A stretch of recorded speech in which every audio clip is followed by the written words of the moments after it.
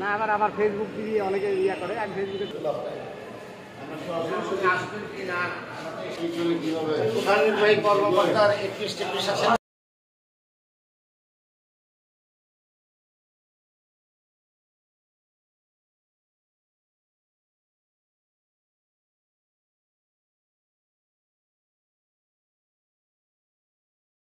এখানে বসতে হবে।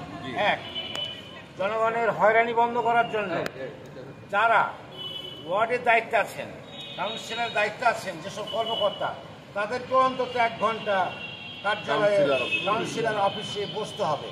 দেখা যাচ্ছে তারা কেউই বসছেন না, এর ফলে জনগণ ভোগান্তিতে পড়েছে। প্রত্যয়নপত্র, জন্ম নিবন্ধন থেকে শুরু করে বিভিন্ন কাগজপত্র যেটা প্রয়োজন মানুষের, সেগুলো তারা পাচ্ছে। আমরা দাবি করছি, এবং যদি এটা না হয় তাহলে আমাদের সদস্য সচিব বললেন যে আমরা অবিলম্বে কর্মসূচি আমরা গ্রহণ করব।